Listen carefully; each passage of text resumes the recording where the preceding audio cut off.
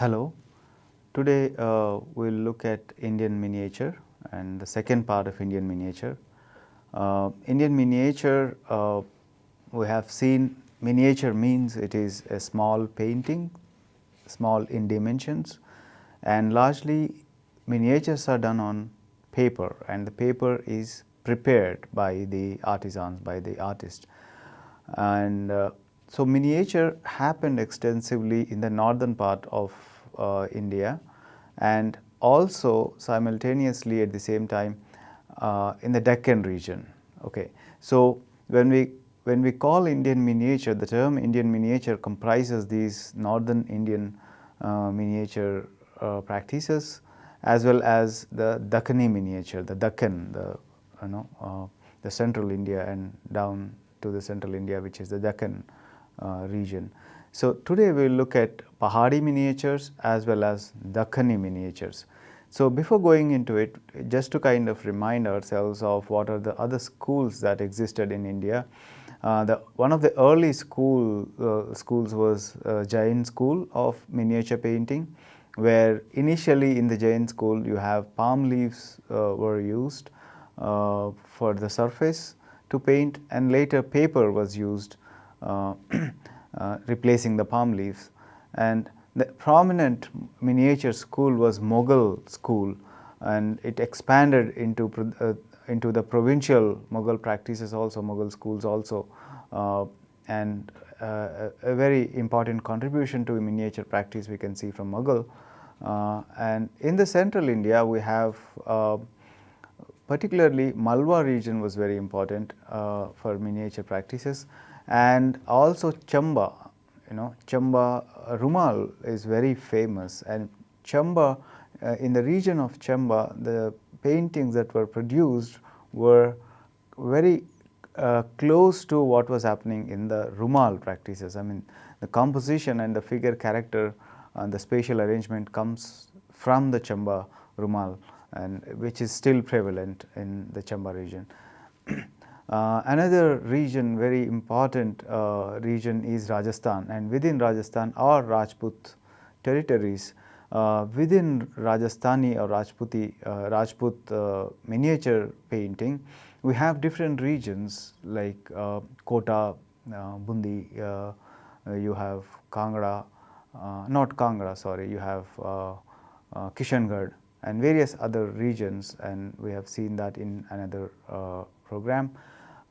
And different regions would have different stylistic details, stylistic differences, though they share a sort of a larger approach to painting in terms of technique, in terms of mediums, but there are minor stylistic differences which make them unique in their own right, and these make sub-styles within the Rajput painting. And another region that we are going to discuss now particularly is Pahari, and Pahari is nothing but Pahar, hilly regions of India, which is Himachal Pradesh, Jammu, Punjab hills, Uttaranchal.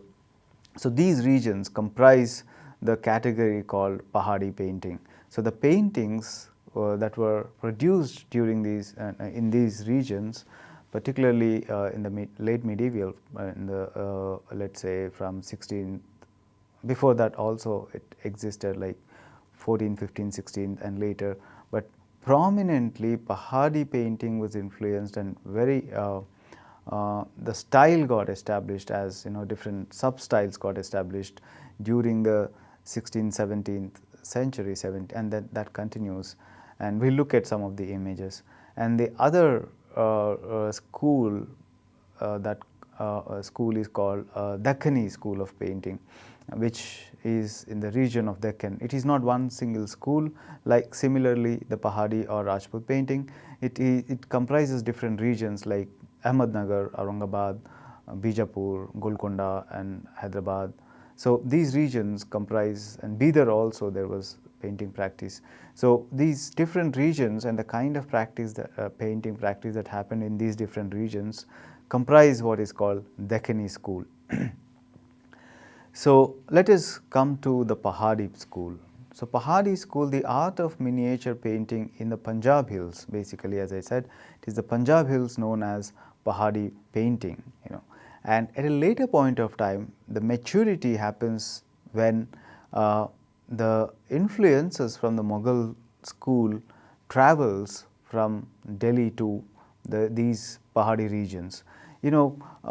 During the time of Aurangzeb, you have the patronage got declined towards the karkhanas, towards the miniature painting. So because of the decline of patronage, the artists have actually left the studios, and then they sort of, in search of patronage, in search of their bread and butter, they travel to different places where they got patronage.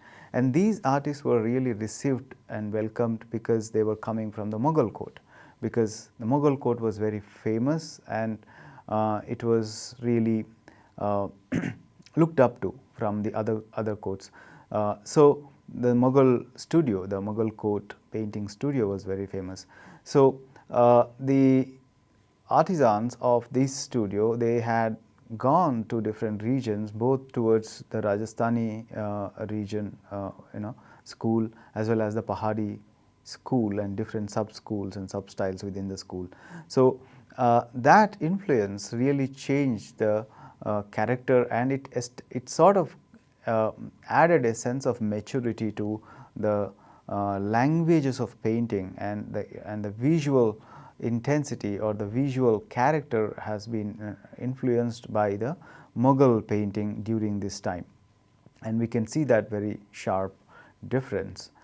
When it comes to Pahari painting, it had its beginnings under the patronage of Kripalpal of Baisholi. Baisholi is another important painting region, important region. So Baisholi from 1678 to 1731. So during this time, he actually he actually patronized the artist, and that the painting flourished from that time onwards. It expanded and experimentation took place. So this school has many styles. So the Pahari school has many styles and sub-styles. Like Kangra is a region, and Kangra style, Baisholi style, as we said, Guler, and Chamba. Chamba is slightly down, but Chamba also, and Garhwal is another region where you have miniatures being done, Nurpur, Mandi, and Kulu. So each of these regions would have their own specific style of painting, which is sub-style under the larger umbrella of Pahari painting. So but the patronage they acquired, they received the patronage from their respective rulers. For example, the king of the Raja of the Kangra region patronized the artist of that region. So they got a very good patronage at this point of time. And when it comes to the themes, as we could see that Krishna legend, largely because of the Vaishnavite movement, spreading of Vaishnavism, Krishna becomes a very important legend, the legend of Krishna and the life stories of Krishna, and the different and Krishna related to either Bhagavad Purana or Rasa Leela or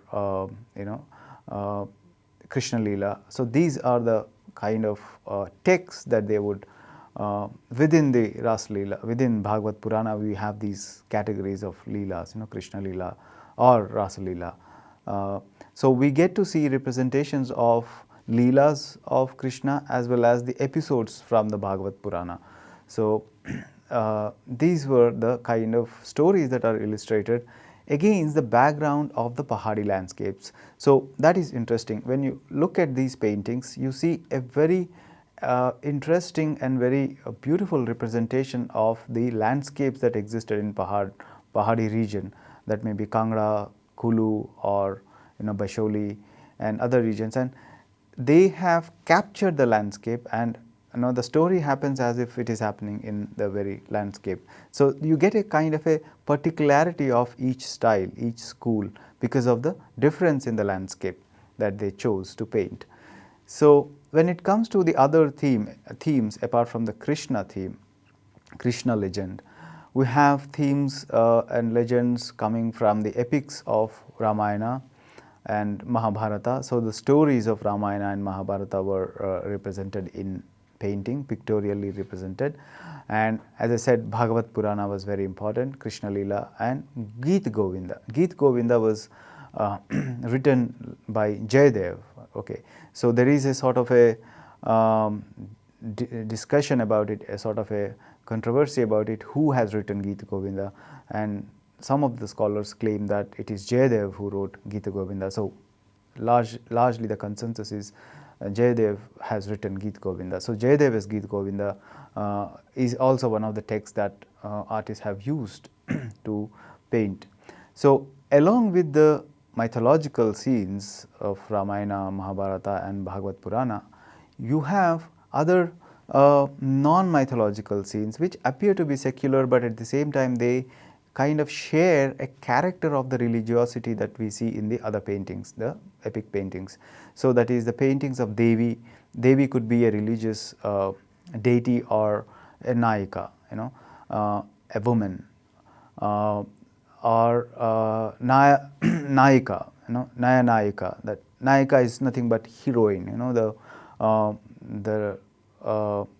the conditions of woman, or hunting scenes, and portraits also started coming at this point of time, and toilet scenes and festivals. So there is a sort of a secular dimension to it also. So different kinds of the social life gets reflected in these paintings also. So let us move and look at the images, look at the paintings.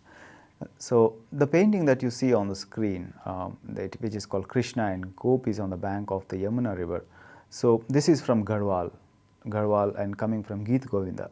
And you know that Krishna and Gopis, and Krishna playing with Gopis and Ras Leela and Krishna Leela. So the Krishna's playing with Gopis is a category of Ras Leela, the love games that he plays with Gopis. And you see here it is composed in a lush green landscape, right? It is a hilly landscape. The figure of Krishna is right in the center of the composition, and you have Gopis surrounding him, right? It is a very intimate, lovely sort of a scene, warm.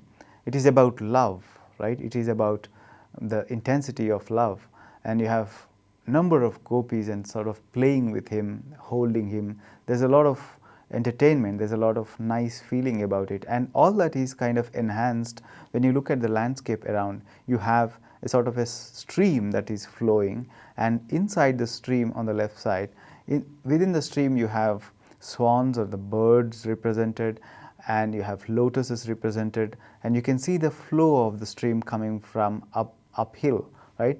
And you have a very thick, dark tree that is represented on the right side of the frame, and you have another tree just inside. So you have, by this time, it shows the influence of the Mughal court, Mughal painting, in terms of the treatment of trees, in terms of the treatment of the figures and the detail of the figures and the refinement of the figures. So you can see the terrain, the composition, the story of Krishna is located in that region, in the region of Garhwal, in the landscape of Garhwal.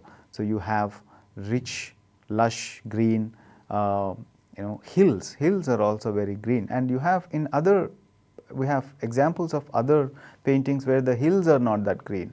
So this shows about the region also.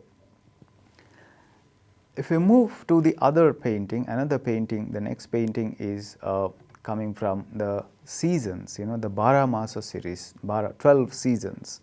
The seasons and the songs and the ragas, the tunes, they have a very close interlink when it comes to painting. Paintings are represented, basically miniature paintings, the Ragmala paintings, were basically visual representations, visualizations of each and every raga. right.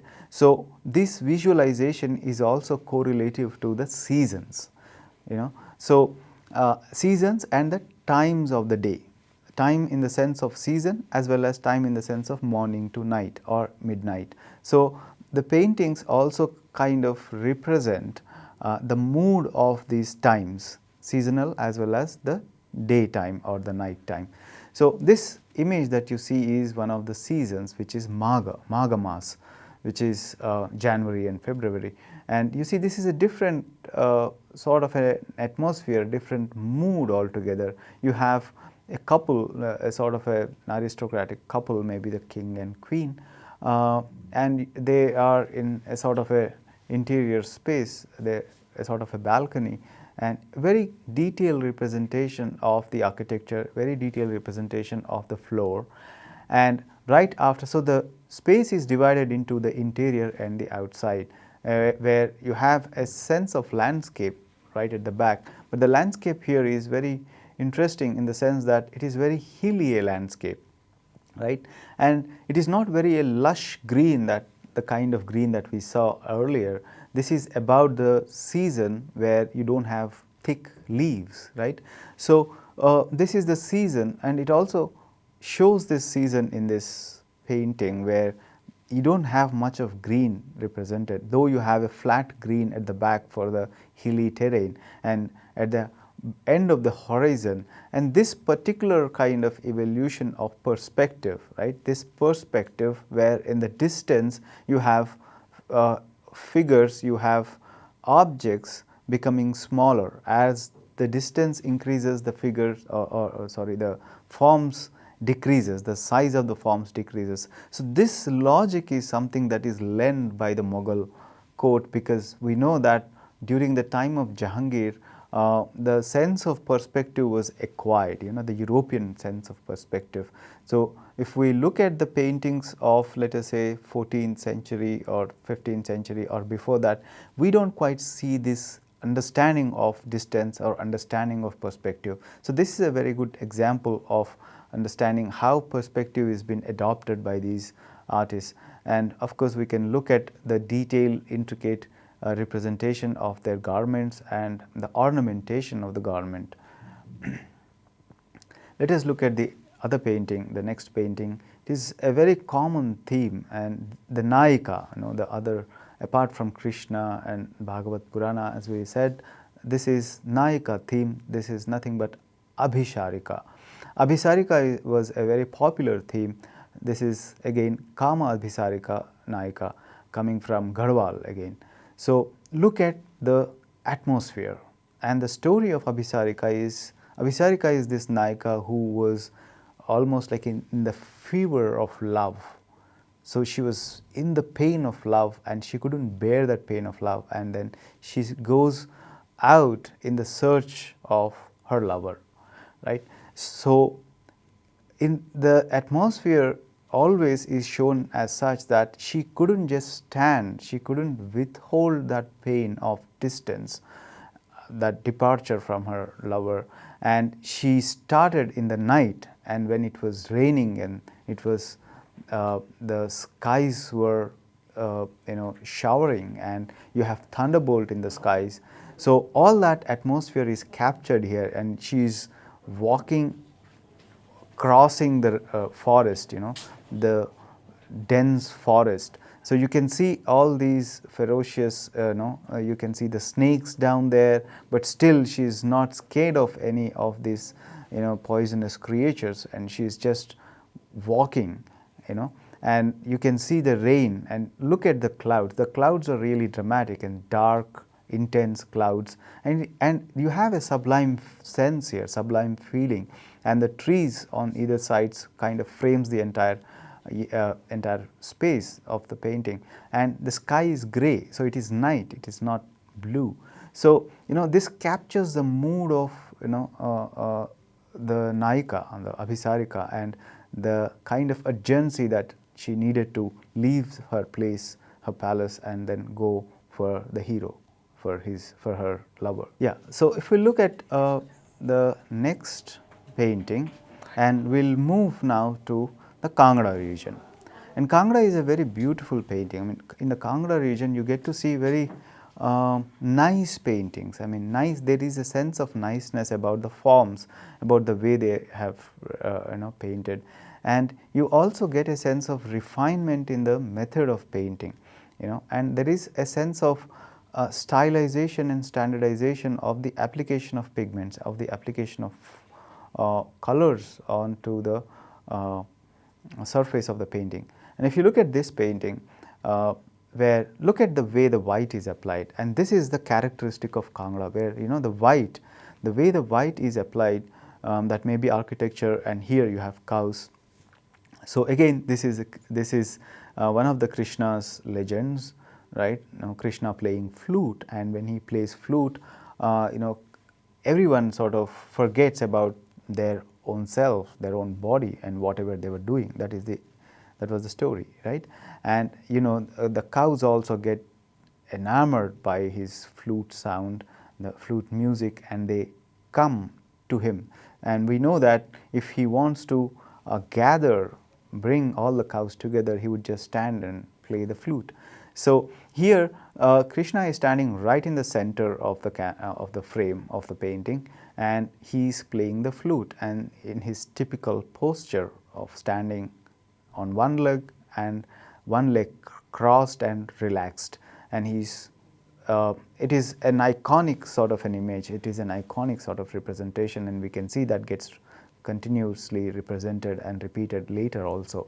So and you have gopis and you have other women folk as well as his friends on either sides, and you have a sense of a pyramidical structure here, which is very interesting. There is a sense of movement, and that movement, it goes up, and this movement of going up has a sense of, when you listen to music, for example, a good music, there is a sense of enjoyment that doesn't drag you down. It is kind of enlighten you, enliven you.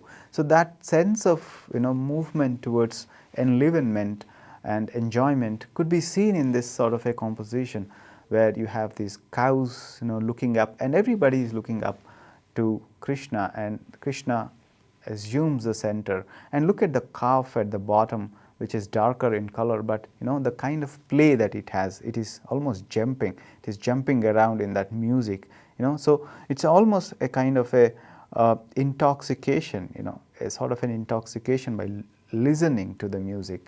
And of course, the entire scene is framed in this lush green forest, and the trees are represented with the depth of green and very detailed and intricate representation of leaves, and within that you have very soft color treatment. The green itself has multiple hues and multiple shades, but it is very soft, and the very clear representation of leaves also has this softness. And right above you have birds, the entire ecology, the entire environment is represented. On the left side you have this very flowery sort of a tree that is bending. Even the trees are bending towards this music. So it creates this sense of mystery, a sense of divine mystery maybe. So the birds are also flying in a sort of a direction, in a sort of a movement. And at the bottom you have very beautiful lotuses and lotus leaves, and you have a lake, right? So very clearly represented flowers, and you have the very detailed representation of water and the waves of the water, right? So it is a sort of a very refined way of painting, and this, as you can see, late 18th century and early 19th century, that is the moment when you already have Kangra being you have influences from Mughal court flowing into Kangra, and we can see that here very well. And let us look at this painting. The next painting is, again, it has nothing to do with Krishna or whoever God. It is a woman on swing. It is swing. So again, it falls into the category of Nayika.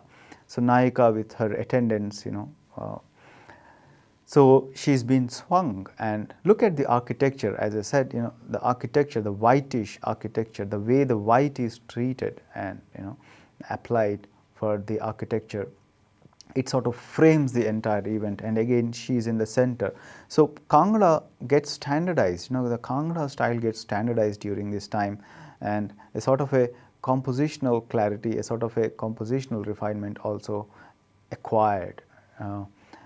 So she is swung, and look at the clouds. The clouds are very dramatic, and it also shows the season. Maybe it is that rainy season, and this pleasure of rains being welcomed.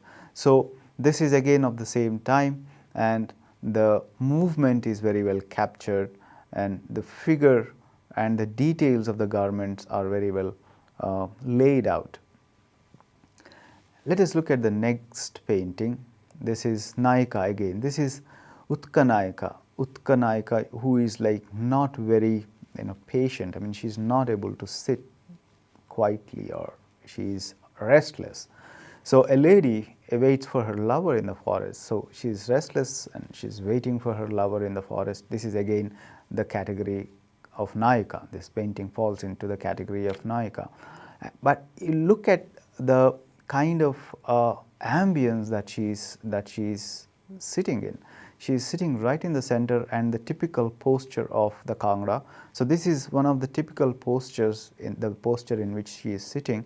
This is one of the typical postures of Kangra painting, and you have around her, you have this very intricate and very intense nature. You have flowers that are blooming on the one side, but you have the dark background, which is which kind of captures her intensity of longing, which captures her intensity of waiting for the lover, and the impatience, so, and the entire tree is, the background is filled with birds, so the beauty again, but she is not looking at the beauty, she is into herself, and she is waiting, So there is this sense of beautiful sadness that is captured in this painting. And miniature painting, if you look at any school, there is this very subtle,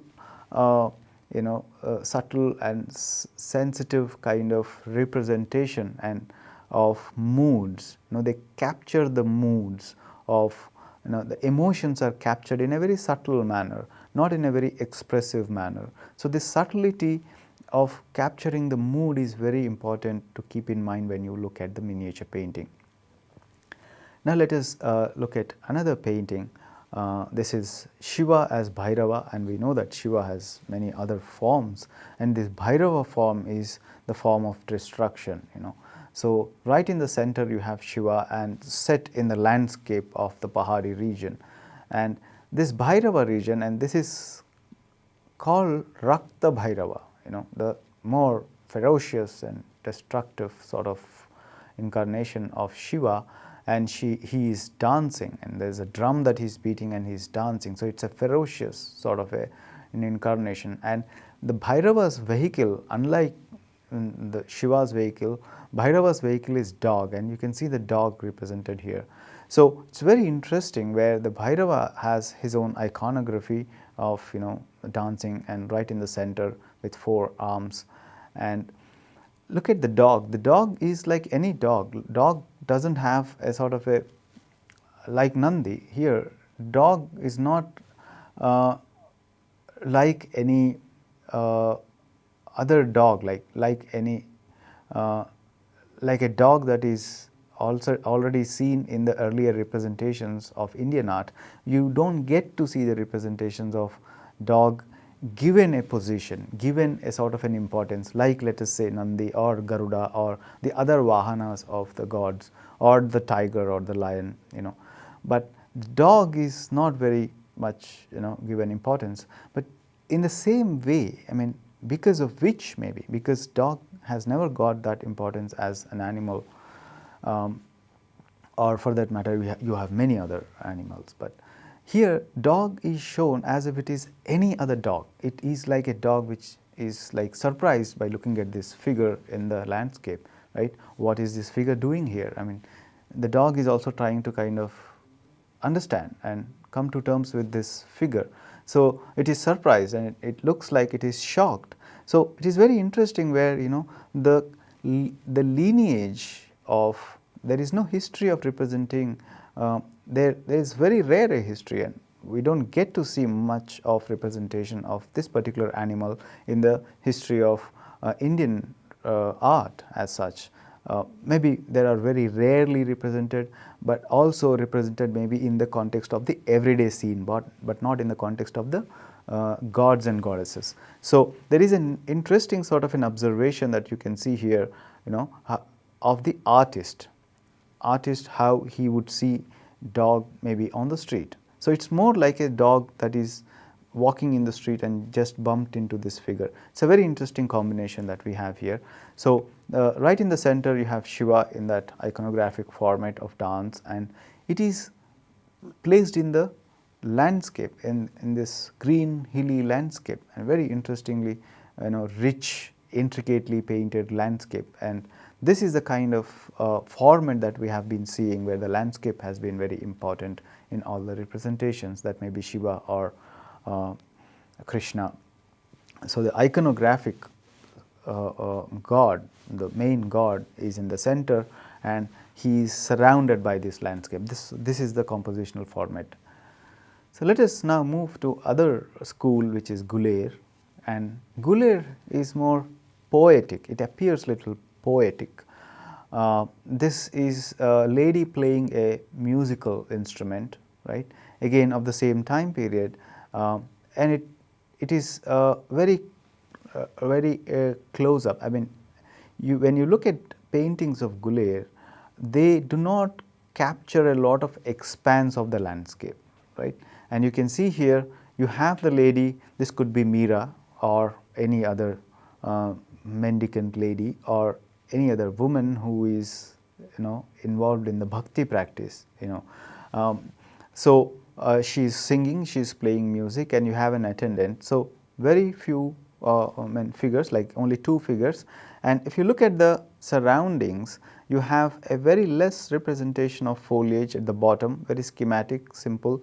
And look at the background, you have a flat yellowish brown sort of a background, and maybe there is a sun at the top left, right? And she is singing, and this looks like if the sun is at the horizon, maybe this is the evening, or maybe a morning, but the light looks like this may be evening, right? And you have a very economically painted tree on the right side. So Gurukula's pictorial composition do not have a lot of expanse of the landscape like the other schools that we have seen in the Pahadi context, and it has a poetic quality. Look at the background and the way the background is treated. There is this mysterious poetic quality, not very clear, and it is an interesting experience when you look at Gurukula. Let us look at the other painting of Gurukula. This is again another Nayika. This is Nayika who is jilted lady, I mean who is jilted by something. So this is a very beautiful painting, where look at the background, the white hilly terrain, and this is not green, and this is a different season altogether, right?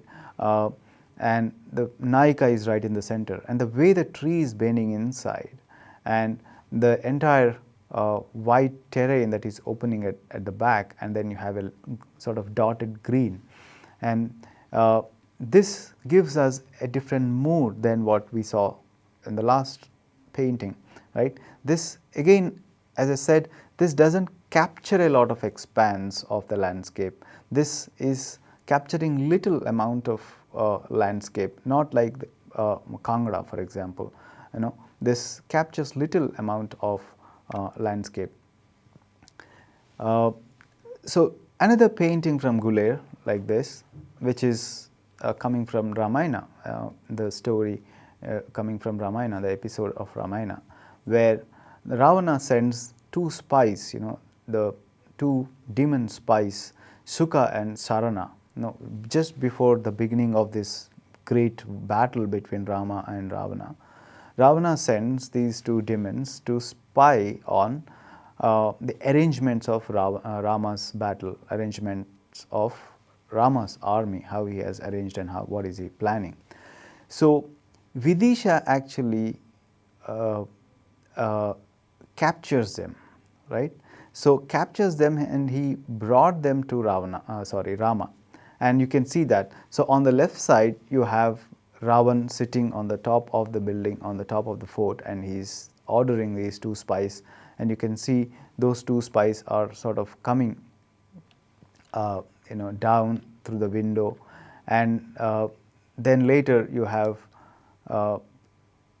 later on the other side. So one side you have one episode where Rama is telling them to go spy on them, and on the other side you have another episode where they were captured and they were brought to Rama, where Rama and Lakshmana and Sugriva and other of his army are sitting, and Rama actually said that don't kill them, don't punish them, because they are envoys and you cannot and they are unarmed. So Rama leaves them like that. So, but this is the story, but look at the episode, look at the representation, the visual representation. It is again close up, there is a sense of close up like in the earlier context, where you have a forest that is represented in a very nice circular manner, right. So you have two episodes, this is the idea of continuous narrative, two episodes of one story, right, one narrative where Ravana is, the 10-headed Ravana over there sitting on the top, where Ravana is telling them that is one time that maybe, let us say for example, Ravana told them in the morning and they came and they were captured in the evening. So both the times were kind of combined, represented within one frame, and this is the character of Indian painting, the traditional Indian painting, where you have the same story, the narrative is kind of the entire time of the narrative is captured within one representation. So you have the unfolding of different episodes are represented within one particular one frame. So that is an interesting character of Indian traditional painting. So if you look at another painting, Ramayana manuscript, again this is slightly different. This is coming from Punjab hills, the Jammu region further top, and coming from the early 19th century. This again has a different sort of a method of composition, right, and you have a sky at the background, but our focus is Ravana, where Ravana is abducting Sita. Ravana has abducted Sita and he is taking her in his chariot, when Garuda comes and kind of tries to rescue Sita, right. But look at the figure of Ravana, how dramatically he's been represented, right.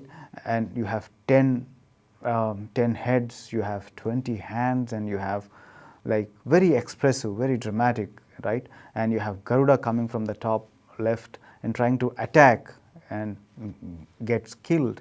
And as that happens, as Ravana was engaged in attacking and fighting with Garuda, and Garuda is represented with a very fine detail and very expressive an image, Sita is leaving her jewelry in the bottom, like she's leaving, and she's throwing it to the ground, and you can see two monkeys capturing it.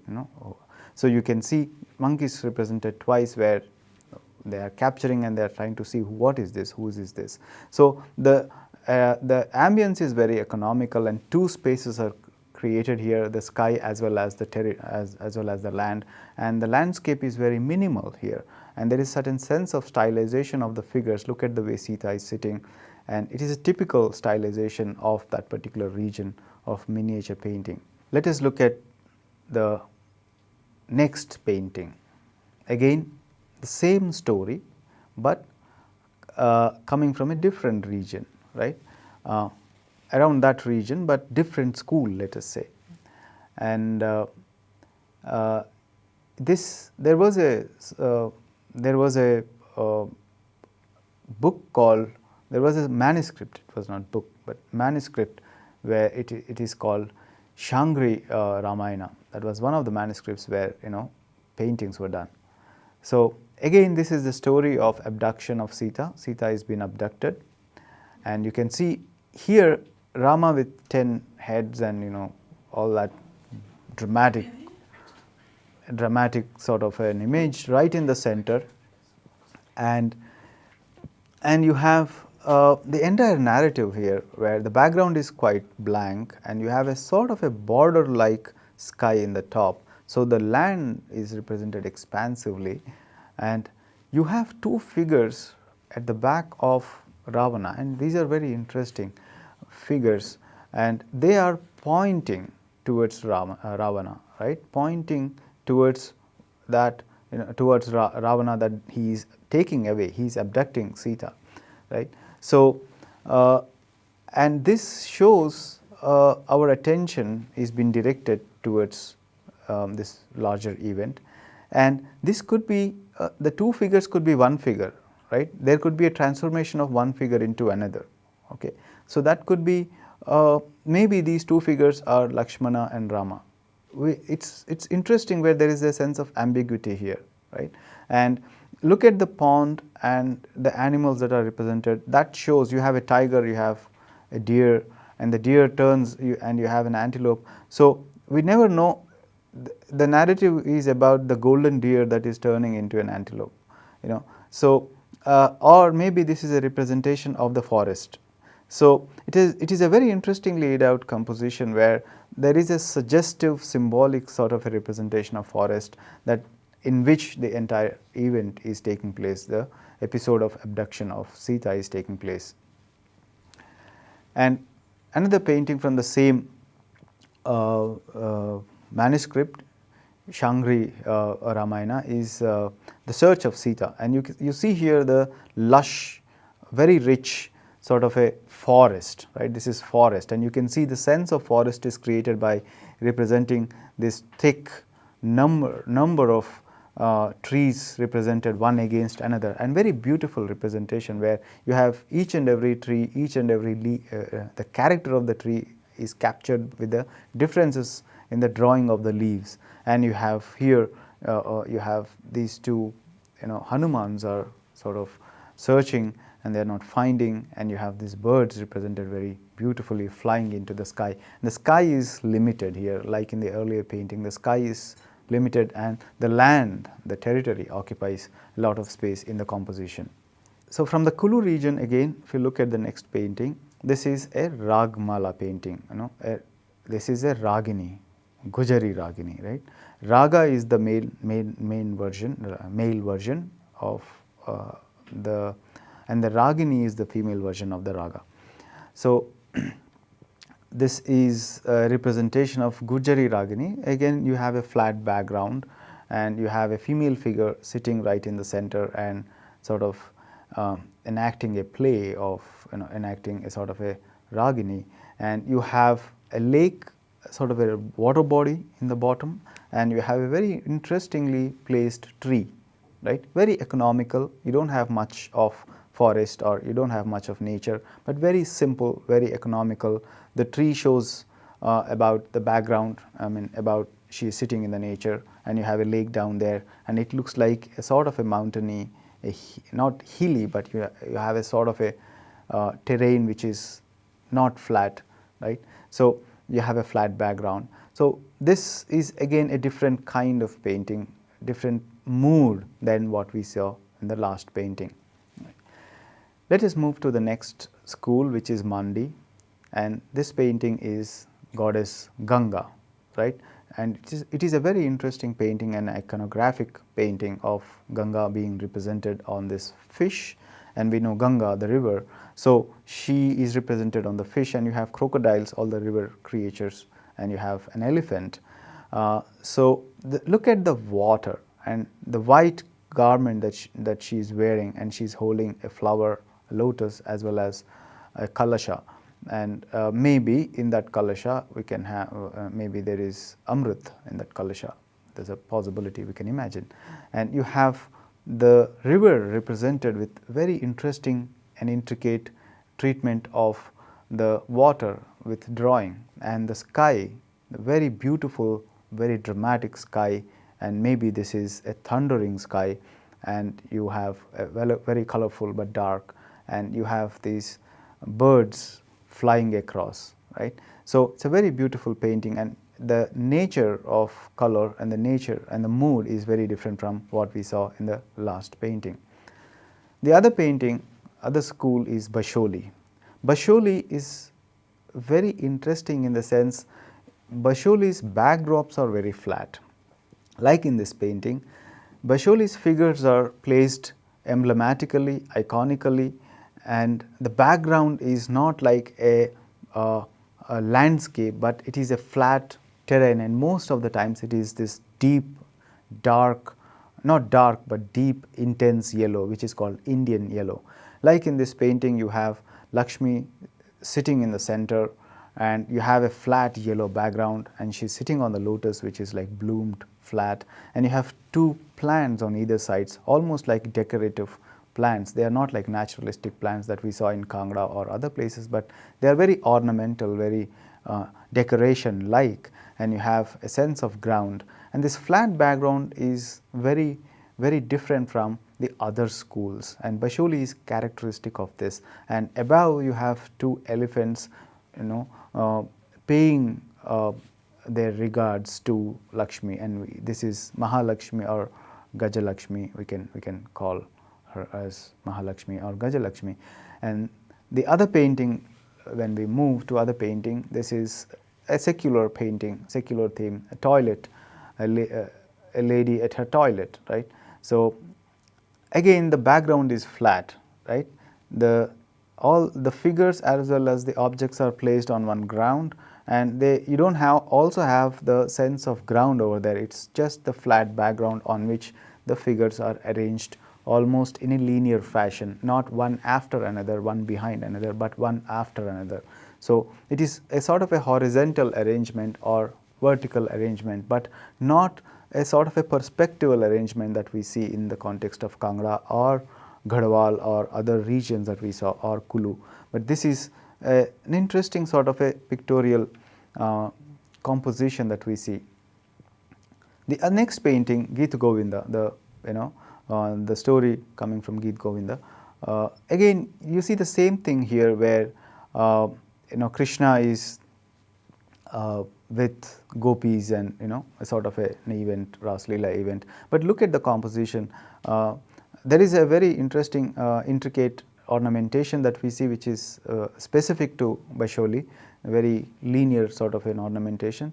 But look at the trees and the figures, they are arranged one after another, right? And the trees are standing separately. They are not like a forest. It doesn't give a sense of forest. But here the trees itself suggest. So it is more suggestive rather than the actual naturalistic representation. The mood or the sense of the nature, sense of the environment doesn't quite come when we look at the 𝗧𝗦𝗔𝗧. 𝗧𝗦𝗔𝗧 is more important because of the intensity of this background color. And you can see here also you have this flat yellow background. So this is the characteristic of 𝗧𝗦𝗔𝗧 painting. So we have seen Pahadi painting and different schools within Pahadi painting, and differences as well as sort of similarities that they sort of shared in terms of composition and color treatment. So now let us move to Dakhini school. So Dakhini region, as I said, is this region of Golconda, Hyderabad, Bijapur, Aurangabad and Ahmednagar. So this is the region of Dakhan. So Dakhini style of miniature painting flourished from late 16th century. It was there earlier, you have some sort of a painting was there, but as a sort of a language that evolved as Dakhini school, that happens around 16th century, right, under the Dakhini Sultanates particularly. Before that you have different other kind of paintings happening, but not miniature as such. You have folk paintings, you have like charial paintings, you have different kinds of folk activities happening. The paintings have elongated figures, which is different from what we have seen. The figures look elongated. You have high horizons, right, and the landscape is filled with this floral sprigged backgrounds, a sort of and this floral sprigged backgrounds, which looks like not very naturalistic but more poetic, more surreal sort of an ambience, and this comes from the Persian influence. There was a Turkish Persian influence to Deccan, both in terms of painting as well as in terms of literature. So, but we are looking painting now. So, painting was influenced from different sort of flows. One is the Persian, another is the Mughal at a later point of time, also from the Rajput painting. Okay. So, the important centers of Deccani painting are Bijapur, Ahmednagar, Golconda, and later during the 18th century Aurangabad and Hyderabad becomes important centers, right. So, one of the earliest surviving paintings are found in the illustrations of a manuscript which is 𝗧𝗪 Shahi. So, basically it is Hussain Shahi's Tarif, the praise of Hussain Shah. So, it is definitely, of course, it was patronized by Hussain Shah, so this is the manuscript where we saw, this is the first manuscript, one of the earliest manuscripts that is surviving that is still there, in which we see paintings representing the praise of Hussain Shah. And let us look at the images now. So, this is how it looks like in the Deccani, one of the examples of Deccani miniatures. It is full, it is very different from let us say the North Indian miniature practices like either Pahari or Rajput, and it is also very different from the Mughal, So, the kind of foliage that you see, the springed, you have these trees, you have different colored trees, and the figures are arranged between those trees, between this landscape. So, this is very much closer to what we can say a Persian influence, right. So, demons fighting over an animal limb, right. So, at the bottom you see the story is unlike the Pahari, unlike the Rajasthani, where the story is right in the center of the frame. Here the story is in the bottom actually, and the entire landscape you see is richly represented with colorful sort of trees and color and very ornamental kind of treatment of the trees, right. If you look at the next painting, it is a Ragini painting, again Todi Ragini. We have seen one Ragini in the context of Punjab Hills. This is Todi Ragini. Todi is a raga or Ragini that is sung in the early morning, the morning Ragini. So, here the composition is slightly different, right. It is coming from, let us say, almost 100 years later, right, 18th century, mid 18th century, where you can see the influences of, let us say, you can see the influences of Rajput miniature, because the governors of Mughal court were Rajputs, and they used to travel to Deccan, okay, for different purposes. And along with them you also have artists coming here, okay. So, this sort of a link, this sort of a relation allowed the inflow of influences from the Mughal court as well as the Rajput courts. So, here you can see the figure of the Ragini, the female figure is placed right in the center, and you have a very symmetric composition. You have two trees on either sides, very schematic, not very naturalistic looking trees, very schematic look trees, and you have flowers coming out of them,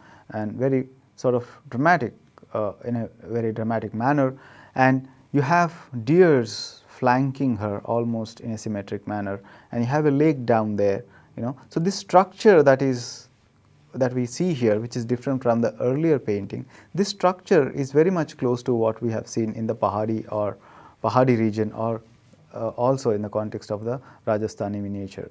And the next painting is about Sikandar of Bijapur, right. And this shows the influence of the Mughal court, where in the Mughal court what you see is about the paintings were about either Akbar or Babur, or it is about the kings and the life stories of kings and the activities of kings, king's court, king hunting, king doing different things. So, it is in the similar lines you can see this painting, but coming from Deccan. So, you have the king sitting right in the center, right. So, this is about the story, this is about the story. This is a sort of an not allegorical painting, but this is a historical sort of a painting where it tells about the history of the Bijapur, the Sikandar's history, where if you look at the center, because you have the nine rulers of Bijapur are shown here, and in the center you see Ismail, the founder of the Safavid dynasty of Iran, he is handing over the key to Yusuf, okay, who is the founder of the Bijapur dynasty. So, in the center that narrative is happening where the main person in the center sitting in the throne who is handing over the key to the Bijapur dynasty to basically Yusuf, who founded the Bijapur dynasty, and you can see all the later rulers represented. So, this is more closer to what we see in the Mughal context, Mughal painting, and you have in the background you have a sort of a hilly terrain, a landscape which is more closer to the Persian representations of landscape, and you have a sense of water or a sense of sea, the expanse, which shows the expanse of the dynasty, expanse of the Bijapuri dynasty. So, this explains us about the initial influences from Mughal court travelling to the Deccan region. Now, let us move to the next image. The next image is about the emaciated horse and rider. You get to see such representations on and off, where you have a very emaciated horse and then you have a man, emaciated man. It's very curious, and it's an interesting image which is not about king or queen, which is not about raga. It is a very curious, but this also maybe has something to do with Sufism, the kind of saintly approach towards the material world. It could be possible. The next image is about the portrait of the Sufi. So, it is very interesting, where this is a Sufi represented who has occupied, the image of the Sufi has occupied the entire composition. This is very different, very rare kind of a composition, unlike the miniature characteristic, because in the miniature you have a sense of space, right. So, this is a sort of a close-up, and you have the saint sitting and occupying the entire space with that fur, sheep fur maybe, and you have a bowl, arms bowl, and you have a flute. So, you have nothing, and the background is very flat, and if you look at the expression, the expression is more sort of a meditative expression, right. So, this is a kind of a representative image of the existence of saints and Sufism in the region of Deccan, right. So, this is a very rare and very different kind of an image. The next image is again a sort of a portrait coming from Bijapur, again of a certain raga, right, and you can see an influence of Mughal also here in the way the posture of the figure that is seated on the chair, and look at the foliage, look at the kind of plants that are represented, which is different from what you see in Mughal, which is characteristic of Deccani painting, and the sky and the flat background in the background. This is a very interesting and very important painting, the Yogini with Maina. It's a very popular image, and this shows, this is the earlier painting. What we have seen earlier before this are paintings that are done later, and this shows the kind of initial practice of Bijapur painting, initial practice of Deccani painting. So, you have a Yogini right in the center with ash colored